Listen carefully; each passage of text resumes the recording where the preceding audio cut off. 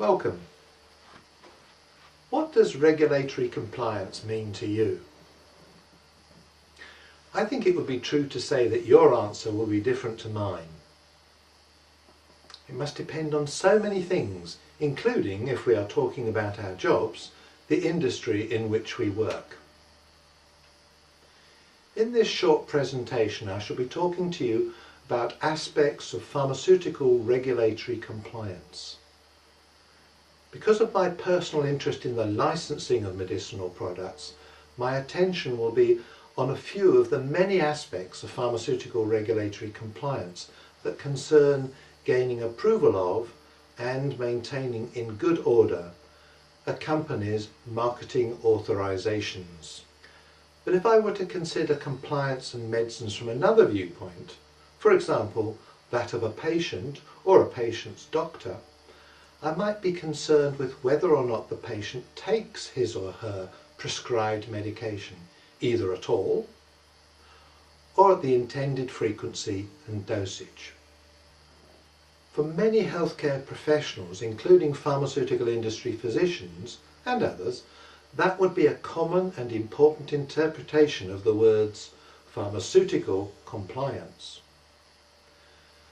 Before going any further with examples of pharmaceutical compliance, let us consider the words regulatory compliance. These words will reinforce my point that any type of compliance means different things to different people. I looked up the words regulate and compliance in some of my dictionaries and saw meanings which are shown in the slide. For instance, regulate can mean to control or to cause to conform to a standard or standards. Compliance can mean agreement or the act of complying with another's wishes.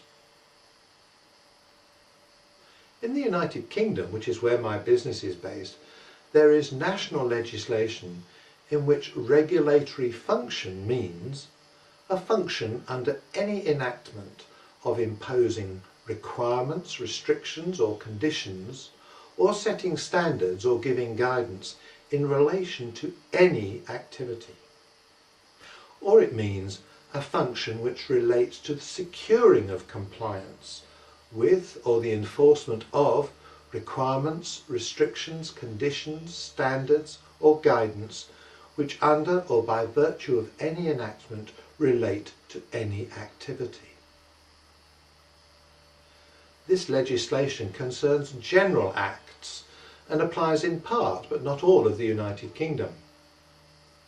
To my mind, this legal text is not an obvious part of overall pharmaceutical law, but might be valid under some circumstances.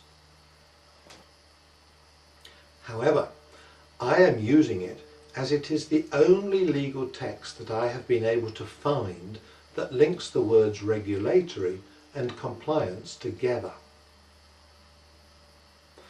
I'll return now to the pharmaceutical industry where you probably work and for which your company's output now or in the future will be the sale or supply of licensed medicines. The type of job you have gives you a perspective of the world, an operating environment that could be unique to you. In fact, the more you think about it, the more likely you are to agree that it is unique. In that case, I think you have to accept that the uniqueness confers something rather intensely personal about the role you play and the responsibilities that fall on you to act in your employer's best interests. So now you might want to consider pharmaceutical regulatory compliance like this. At the top level, it could mean that in your work you have to understand and help to meet all the conditions of your company's marketing authorizations. Perhaps that means abiding by Directive 2001/83/EC and its amendments, which form a large clutch of European directives controlling marketing authorizations. Commitments, both direct and inferred, will have been made by your employer in submitting to the authorities the marketing authorization application, with its completed and signed application form and its supporting dossier, full of data from scientific and technical, non-clinical and clinical studies, possibly also accompanied by ongoing commitments for future validation, stability and pharmacovigilance studies. A consequence for you might be that in your work or your company's work you have to follow all the official guidelines that are appropriate. The relevant pieces of controlling legislation and the many official guidelines that exist to help you interpret the law constitute masses of reading material for you to understand. All very big subjects. But at a different level in your company, perhaps not at the top, your contributions might be focused on more restricted subjects, covered maybe by the same or sometimes different legislation, and may be focused more narrowly by guidelines including best practice guides, or sometimes by following good practices, such as good manufacturing practice, good distribution practice, good clinical practice, good pharmacovigilance practice, good laboratory practice, or many other best practices.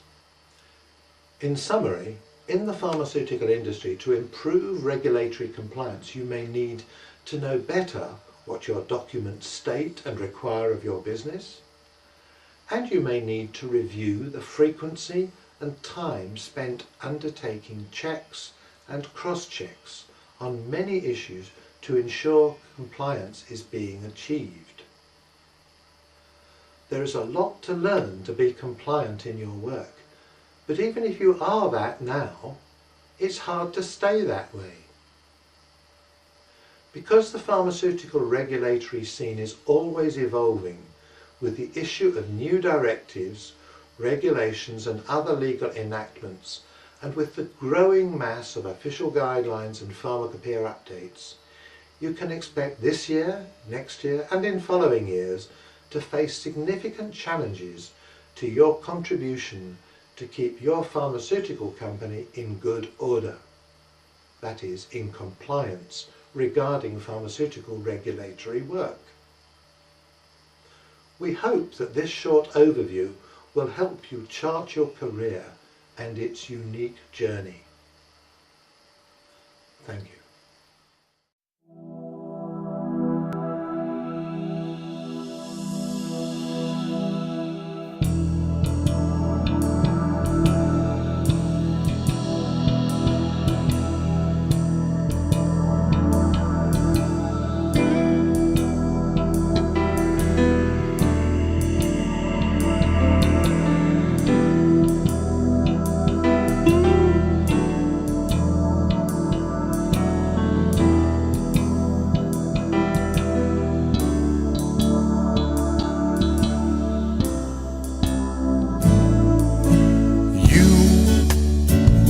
You keep me awake at night.